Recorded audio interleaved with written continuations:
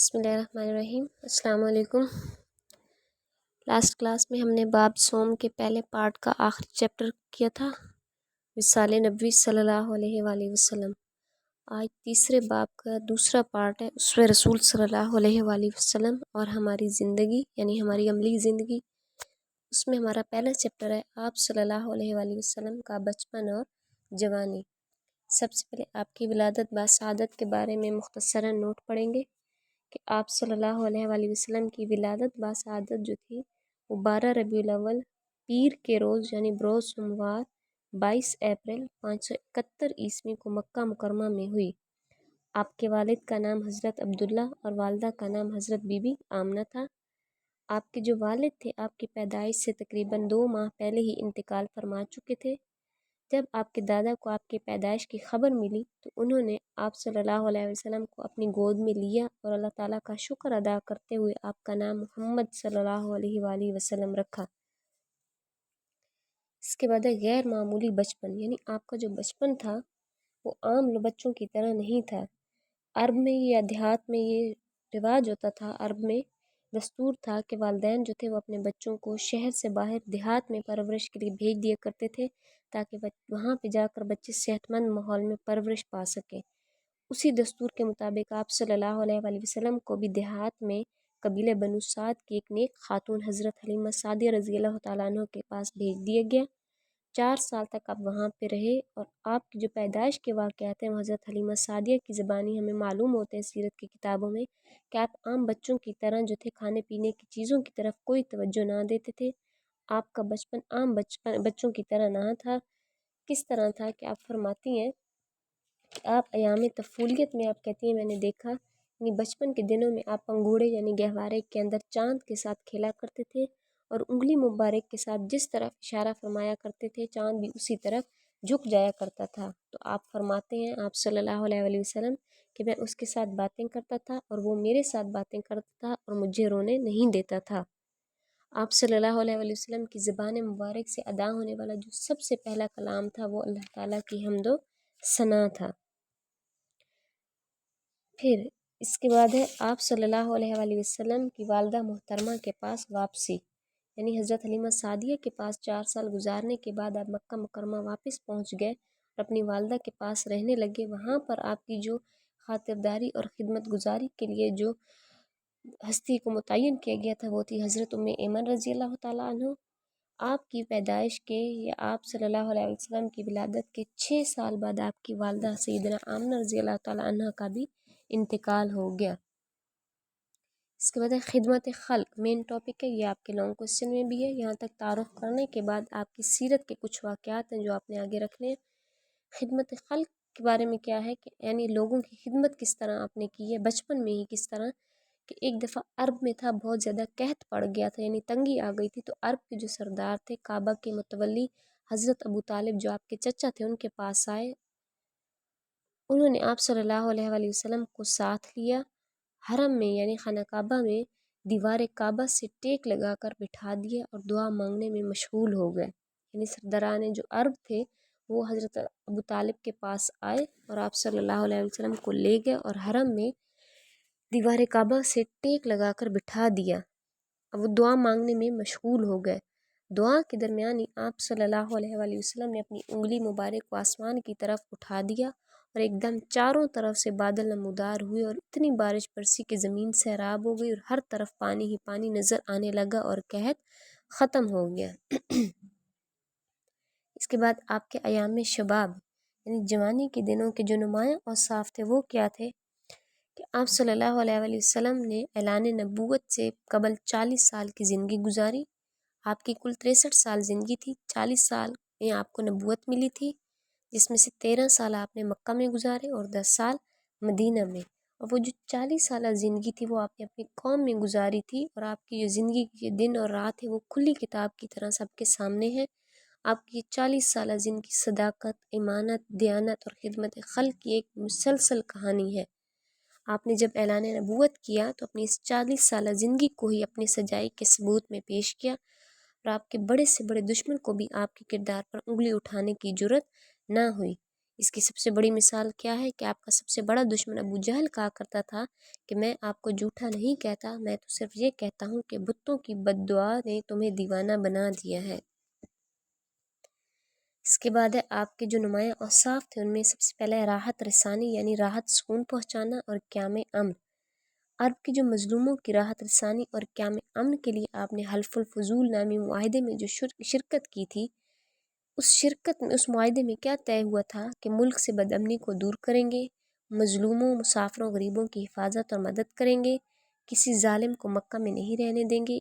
اس معاہدے سے آپ کو اتنی خوشی ملی کہ آپ فرماتے تھے کہ اگر مجھے اس معاہدے کے بدلے میں کوئی سرخ اونٹ بھی دے دیتا تو مجھے اتنی خوشی نہ ہوتی۔ اور آپ کا معمول تھا، یعنی آپ کا روز کا ایک عمل تھا کہ کوئی بھی مدد کے لیے پکارتا یا کسی کو آپ کی مدد کی ضرورت ہوتی تو آپ اس کی مدد فرماتے تھے۔ اس کے علاوہ عفت و حیا، یعنی جوانی میں آپ کی سب سے نمایاں صفت جو تھی وہ حیا تھی۔ کسی نے بھی آپ کو برہنہ یعنی بغیر لباس کے نہیں دیکھا تھا۔ بچپن ہی سے آپ شرم و حیا کا پیکر تھے، نہ ہی آپ نے کبھی ایسی گفتگو فرمائی تھی جو فحاشی پر مبنی ہو۔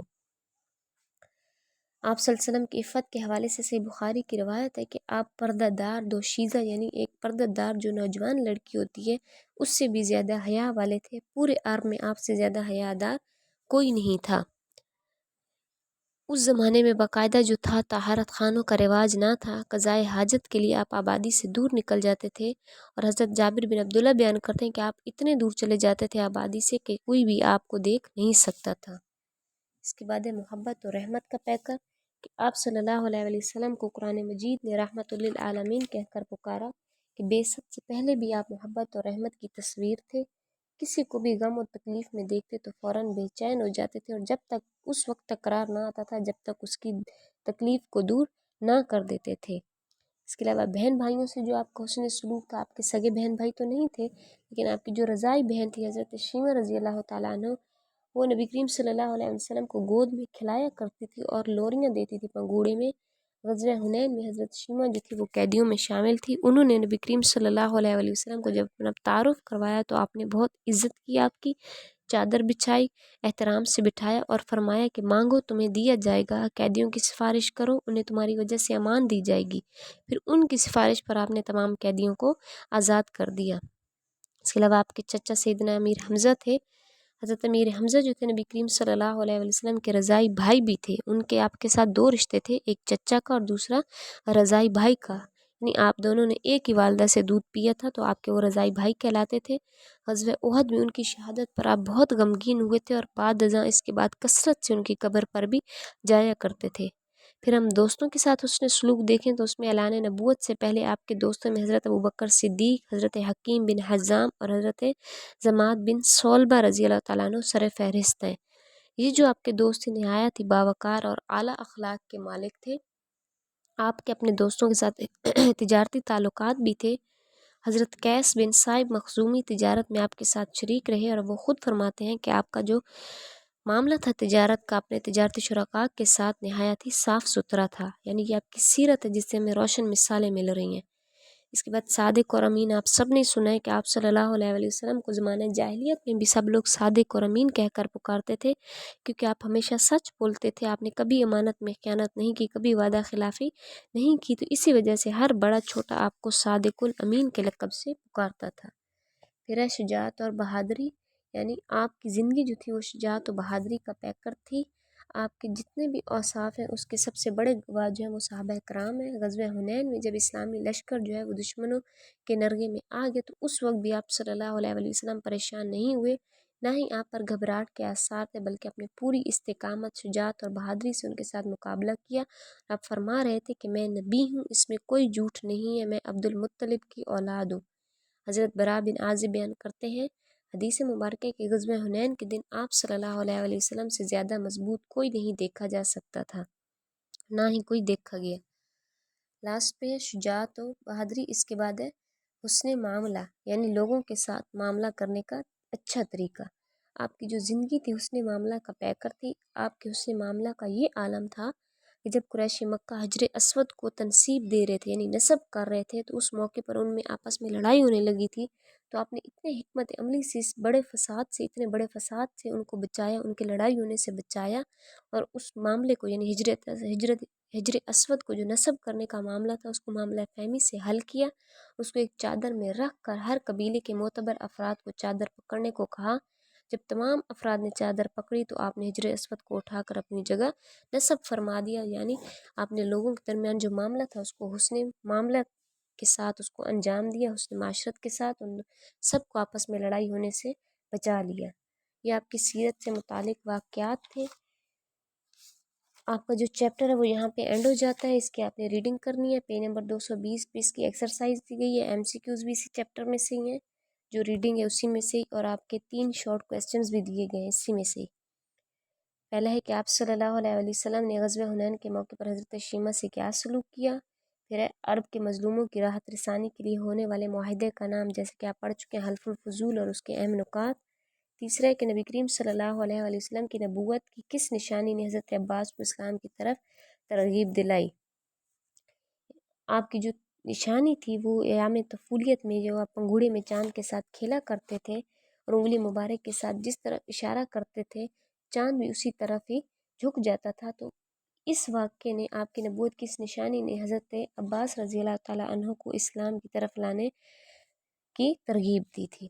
اس کے بعد ہمارا تفصیلی سوال ہے تو آپ اس کو دیکھیں گے پیج نمبر 221 پہ۔ نبی کریم صلی اللہ علیہ وآلہ وسلم کی سیرت کی روشنی میں خدمت خلق، عفت و حیا، شجاعت، بہن بھائیوں اور دوستوں کے ساتھ حسن سلوک اور حسن معاملات پر نوٹ لکھیں۔